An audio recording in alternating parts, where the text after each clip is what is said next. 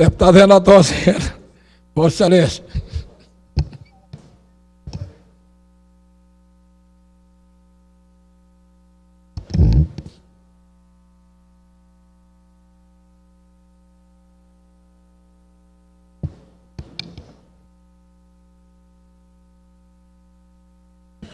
Meu cordial bom dia, senhores deputados, senhoras deputadas, a toda a população, trabalhadores. Veja, por óbvio, eu também quero entrar no debate nacional que hoje gera um verdadeiro clamor na sociedade brasileira.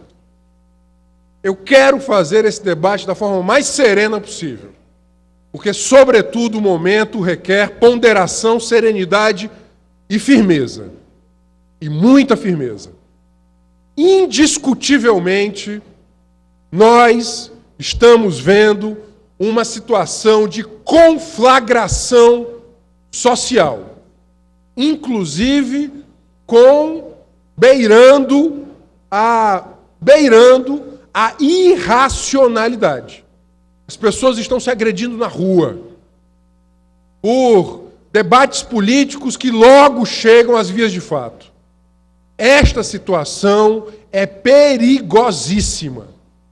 Ontem eu fiz um pronunciamento sobre isso, sobre o perigo de descambarmos para uma conflagração social e política que se voltará contra, em especial, aqueles que querem mais democracia, mais justiça, avanço na distribuição da riqueza, do saber e do poder. Porque é disso que se trata. A política é uma atividade dura e muitas vezes ela é cruel. E muitas vezes os argumentos são utilizados para legitimar as intenções. O governo está absolutamente fraco, fragilizado, em razão da agenda econômica equivocada que ele trilhou, que hoje deixa 9 milhões de pessoas desempregadas, inflação dos alimentos e dos serviços, queda na produção industrial, queda na arrecadação dos poderes públicos, por um lado. Por outro lado, destruição da sua própria legitimidade com uma agenda antipovo. Não se pode querer apoio popular com uma agenda antipovo. Ajuste fiscal, anuncia uma reforma da Previdência, entrega do pré-sal às transnacionais. E, sem dúvida alguma, a reprodução da tecnologia da corrupção. Eu falei ontem e repito, não foi inaugurada pelo PT, mas o PT a continuou. Este é um problema. E este é um problema que, inclusive, corrói a sua legitimidade hoje. Agora, me incomoda e continua a me incomodar a hipocrisia de alguns que hoje vêm falar em limpeza ética na frente da Fiesp. Sem dúvida. Ou então aqueles que estão ameaçando a sociedade com um lockout. Por exemplo.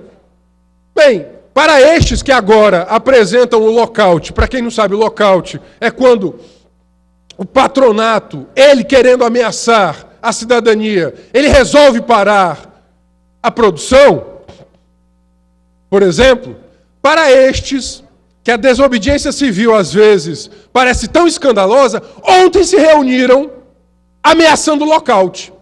Isso também não é correto e recebe também o nosso repúdio.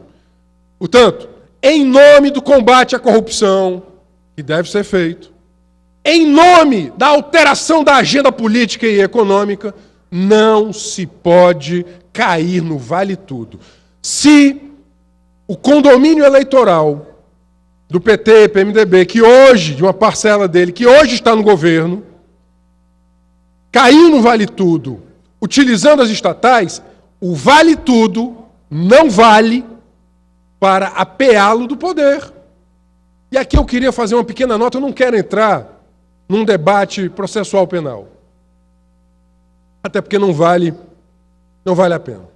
Mas eu queria entrar num debate que é, sem dúvida alguma, revelador da situação ora exposta.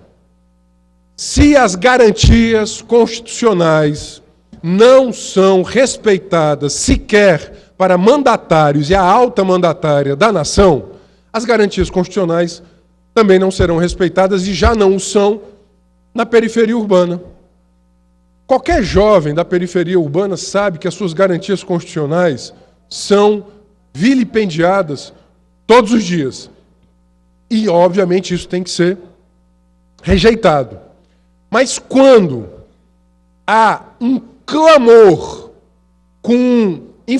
inflado, inclusive pelas corporações empresariais da mídia, para legitimar, rasgar garantias constitucionais, aí não complica só para a alta mandatária da nação, complica para quem está na periferia urbana. Quem é garantista sabe do que eu estou falando. O garantismo é um pensamento que visa, sobretudo, fazer com que aquele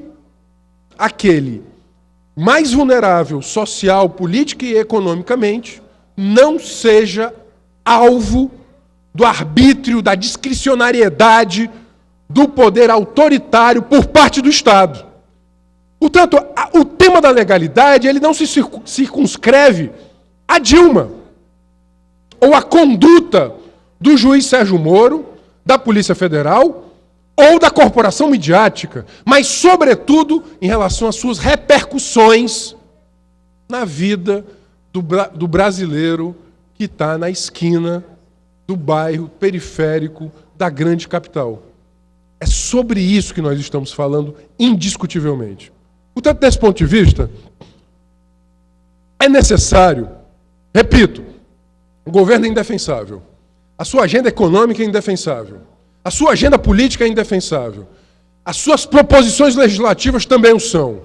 Inclusive os ataques que fizeram à democracia, como, por exemplo, no ano de 2013, nos levantes de junho, nos atos contra a Copa, em nome da Copa, e agora com o PL antiterrorismo, que é claramente contra garantias penais.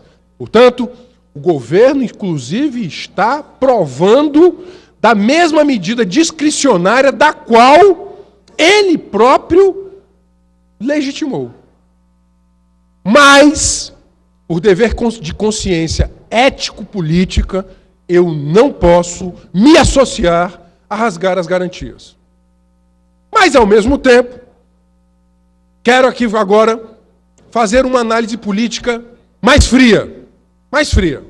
Veja, nós queremos substituir um corrupto pelo outro? Óbvio que não. É óbvio que não. Porque é isso que está em jogo. Nós temos aqui a função de educadores. Nós temos que dizer para a sociedade que está havendo um festival de hipocrisia. Gente que tem, inclusive, muito a pagar a nação pelos desvios feitos, hoje se posta de vestal para ocupar o Estado, para continuar a mesma tecnologia de aparelhamento das estatais e do poder público. Portanto, é necessário uma outra saída. Essa é a questão. Nós precisamos, e só quem pode dar outra saída é o povo organizado.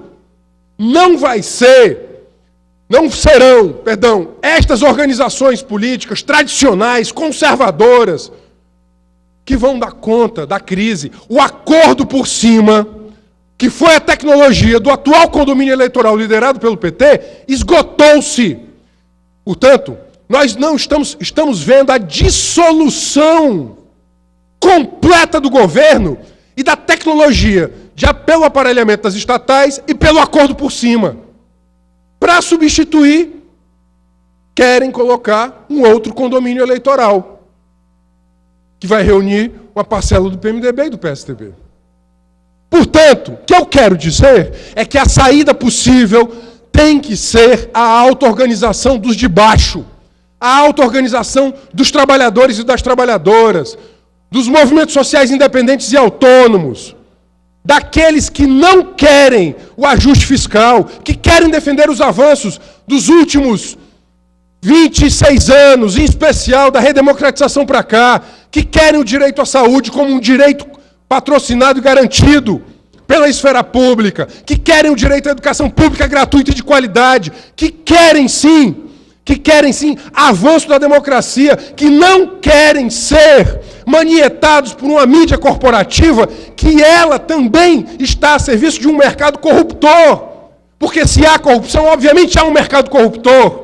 Portanto, está passando da hora, de fato, de irmos às ruas, não como marionetes manietadas nessa falsa polarização, que muitas vezes parece e é irracional, beirando a histeria coletiva. Deputado Renato, portanto, eu queria dizer aqui, mais uma vez, da necessidade de um terceiro campo popular e que rejeite, obviamente, tanto o ajuste fiscal, que ele sim está apenando milhões de pessoas que estão hoje enojadas.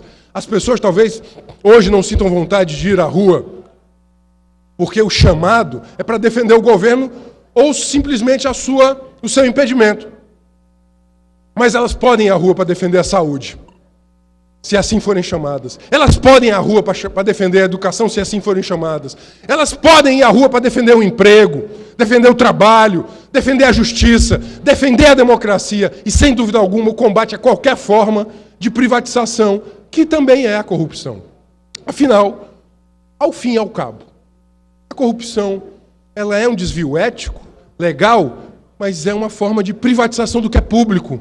Você faz um conluio para tornar privado aquilo que seria público. É uma forma de privatização das mais covardes, que tem sido utilizada no Brasil, no Estado brasileiro, sobretudo para dar sustentação política.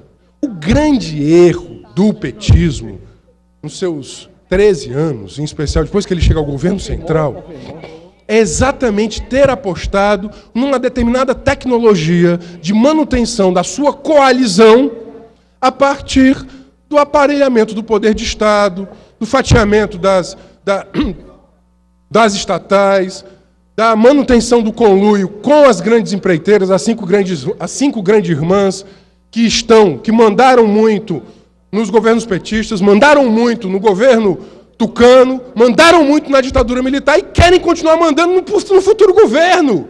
Não sejamos ingênuos. O direito à ingenuidade é um direito que nós não temos. E nós não podemos reproduzir a deseducação e uma lógica ingênua. Mais do que tudo, é necessário agora ser crítico. Ler a realidade como ela realmente é, a disputa de poder cruel que está havendo nesse país, em que milhões de pessoas, muitas vezes manietadas, acabam servindo de massa de manobra. Isso eu não vou concordar. O que pode mudar a realidade é o povo autoconsciente, auto-organizado e que se liberte. Portanto, nós que fazemos oposição à esquerda a esse governo, a esses governos, nós que não estamos vinculados nem ao condomínio eleitoral que governa, nem à oposição conservadora, que agora, inclusive foi expulsa ontem. Foi expulsa porque está havendo uma demonização da política. Isso que alguns aqui colocaram. Essa ideia de que nada presta, de que tudo é ruim, isso só favorece ao fascismo. E isso só favorece a ultradireita, ultraconservadora, a ideias de fechamento de parlamento, fechamento de partido, fechamento de imprensa. Isso não interessa à democracia. Portanto, mesmo aqui com todas as divergências que nós possamos ter, não podemos flertar com o fascismo. Nós não podemos fazer ode à violência política. E eu queria terminar com isso. Não podemos permitir, repito, o governo, ele, na prática, a sua capacidade de alocação, distribuição, coesão, se acabou. Ele se acabou. Mas nós não podemos ceder a tentações conservadoras, autoritárias, discricionárias, arbitrárias. Nós não podemos. Portanto, o povo, mais do que nunca, ele tem que estar ligado, crítico, não ser impulsionado por uma mídia que ela faz, às vezes, de porta-voz partidária. É muito óbvio quando você vê os jornalões, os telejornais fazendo o papel de porta-voz, inclusive dando voz ao fascismo. Sabe o que acontece quando você, em nome... Eu concluo, peço só mais um minuto. Quando você cai no Vale Tudo, seria muito sedutor, né, para mim, como opositor, cair no Vale Tudo. Não vou cair. Não vou cair. Seria muito sedutor. Mas quando você cai no Vale Tudo volta-se contra você. Quando você legitima rasgar as garantias, elas se voltam contra você.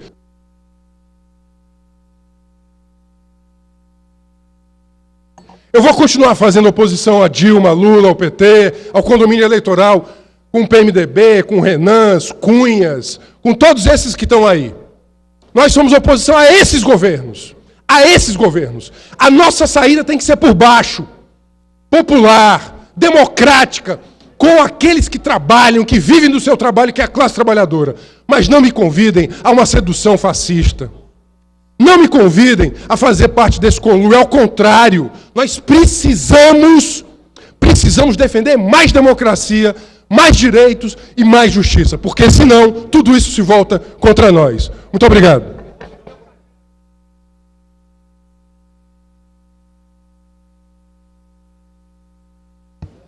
Deputada Raquel Marques, Vossa Excelência, por sessão do deputado Moisés Braz, Vossa Excelência.